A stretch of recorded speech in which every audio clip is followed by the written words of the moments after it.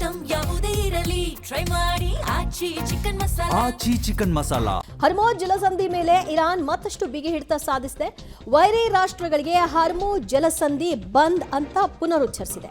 ಶತ್ರು ರಾಷ್ಟ್ರಗಳಿಗೆ ಹರ್ಮೋಜ್ ಯಾವುದೇ ಕಾರಣಕ್ಕೂ ಓಪನ್ ಮಾಡೋದಕ್ಕೆ ಸಾಧ್ಯವೇ ಇಲ್ಲ, ಹಡಗುಗಳನ್ನು ನಿರ್ನಾಮ ಮಾಡ್ತೀವಿ.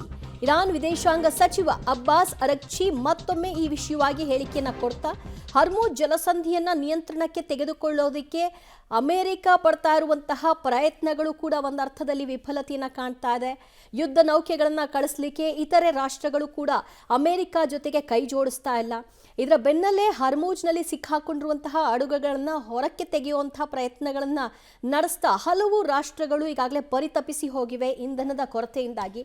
ಇದರ ನಡುವಲ್ಲೇ ಹರ್ಮೋಜ್ ಜಲಸಂಧಿಯನ್ನ ಅದರಲ್ಲೂ ಕೂಡ ನಮ್ಮ ಶತ್ರುಗಳಿಗೆ ಓಪನ್ ಅಸಾಧ್ಯ ಅಂತ ಸ್ಪಷ್ಟಪಡಿಸಿದ್ದಾರೆ ಇರಾನ್ನ ವಿದೇಶಾಂಗ ಸಚಿವ ಅರಗ್ಚಿ.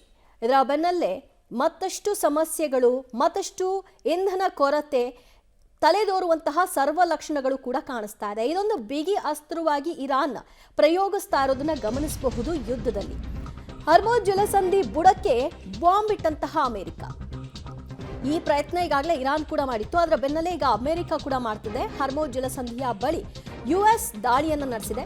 ಇರಾನಿನ ಕ್ಷಿಪಣಿ ತಾಣವನ್ನೇ ಗುರಿಯಾಗಿಸಿಕೊಂಡು ಯುಎಸ್ನಿಂದ ಅಟ್ಯಾಕ್ ಆಗಿದೆ. ಇರಾನ್ನ ಕರಾವಳಿಯುದ್ದಕ್ಕೂ ಕೂಡ ಯುಎಸ್ನಿಂದ ದಾಳಿಯನ್ನ ನಡೆಸೋದಕ್ಕೆ ಗುರಿಯನ್ನ ರೂಪಿಸಲಾಗಿದೆ. 5,000 ಪೌಂಡ್ ಬಂಕರ್ ಬಸ್ಟರ್ ಬಾಂಬ್ ಅನ್ನ ಸುರಿಮಳೆ ಸುರಿಸಿದ್ದಾರೆ. ಇದು ಅಮೆರಿಕ ನಿನ್ನೆ ಅಷ್ಟೇ ಇತರೆ ರಾಷ್ಟ್ರಗಳು ಸಹಕಾರವನ್ನು ಕೊಡದೇ ಇದರ ಹಿನ್ನೆಲೆಯಲ್ಲಿ ನಾವು ಬಲಿಷ್ಠ ರಾಷ್ಟ್ರ, ನಮ್ಮ ಬಳಿ ಶಕ್ತಿ ಸಾಮರ್ಥ್ಯ ಇದೆ, ನಾನು ಏಕಾಂಗಿಯಾಗಿ ಹೋರಾಟವನ್ನು ಇದನ್ನು ಮುಂದುವರಿಸ್ತೀನಿ ಅಂತ ಹೇಳಿದರು. ಅದರ ಬೆನ್ನಲ್ಲೇ ಹರ್ಮೋಜ್ ಜಲಸಂಧಿಯಲ್ಲಿ ಬಂಕರ್ ಬಸ್ಟರನ್ನು ಸಿಡಿಸಿರೋದನ್ನು ಕೂಡ ಗಮನಿಸಬಹುದಾಗಿದೆ. ಇದರ ಪರಿಣಾಮ ನೇರ ಇರಾನ್ ಮೇಲೆ ಅಟ್ಯಾಕ್ ಆಗಿದೆ. ಇರಾನ್ನ ತಾಣಗಳನ್ನು ಗುರಿಯಾಗಿಸಿ ನಡೆಸಿರ್ತಕ್ಕಂತಹ ಅಟ್ಯಾಕ್ನಲ್ಲಿ ಒಂದಷ್ಟು ಹಾನಿಯನ್ನಂತೂ ಅನುಭವಿಸಿದೆ.